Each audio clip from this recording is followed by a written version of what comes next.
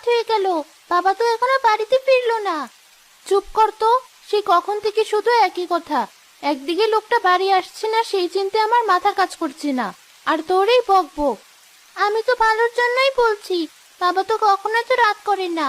তার উপর বাইরে যে বৃষ্টি হচ্ছে, ঘরে চাল দিয়েও তো পানি পড়ছে। মালা আর তার মেয়ে রুহি যখন এসব বলছিল, তখনই মালার স্বামী কবির সেখানে এলো। কিরে মা, এখনো ঘুমোসনি? তুমি এসেছো? এত রাত হলো যে? কি করব বলো, বৃষ্টির জন্য সারাদিন তো কোনো কাজ পাইনি। মোড়ল মশাইয়ের বাড়িতে আজ বিকেলে বৃষ্টির বনভোজন, তাই তো ওখানে ডেকেছিল কাজের জন্য। ওখানেই ছিলাম এতক্ষণ। বনভোজন? তাহলে তো অনেক কিছু রান্না হয়েছে। হ্যাঁ মা, বড়লোকের ব্যাপারই আলাদা। বৃষ্টি হলে এদের আনন্দ বেড়ে যায়, আর আমাদের মতো গরিবের বৃষ্টি এলেই বেঁচে থাকা দায় হয়ে যায়। তুমি তো একদম ভিজে গেছো, তাড়াতাড়ি ভেতরে এসো। এই রুহি, যা বাবার জন্য গামছাটা নিয়ে আয়।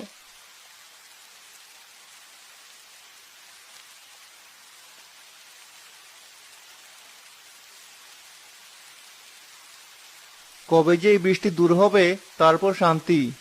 বললে মোড়ল মশাই বাড়িতে ডেকেছিল, পয়সা টয়সা কিছু দিলো? আর পয়সা? ওনারা তো এখন বৃষ্টি নিয়ে আনন্দ করায় ব্যস্ত। আমাদের মতো গরিবের কথা ভাবার সময় কি আছে ওনাদের?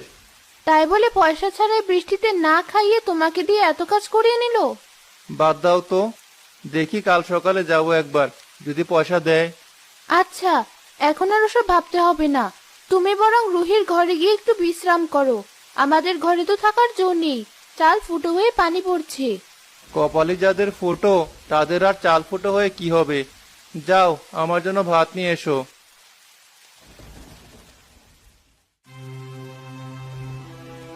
আজও কচু শাক? রোজ রোজ কচু শাক খেতে কার ভালো লাগে মা? যা দিয়েছি তাই মুখ বুজে খা। মোটে মা রাধে না তক্ত আর পান্তা। ওভাবে কেন বলছো মা? তা কি করবো শুনি? এমন ভাবে বলছিস যেন তোর বাবা কোনো জমিদার। একে তো বাবার কাজ নেই, আর এদিকে মেয়ের আবদার যেন লেগেই আছে। ওকে বকছো কেন? সবই আমার পুরা কপাল। কোথায় ভেবেছিলাম এবার বর্ষার আগে ঘরটা ঠিক করাবো, মাঠে কাজ করে কিছু টাকা গোছাবো। কিছুই হলো না। বুঝলে বউ, গরিবের স্বপ্ন দেখাটাই পাপ। কাঁদছো কেন? দেখো সব ঠিক হয়ে যাবে। না বউ, এসব আর কখনো ঠিক হবে না। গরিবের কপাল কখনো ঠিক হয় না। দেখি কাল সকালে মোড়ল সাহেবের কাছে গিয়ে যদি কিছু পয়সা পাই। তুমি কষ্ট পেও না বাবা, আমি কচু শাক দিয়ে ভাত খাচ্ছি।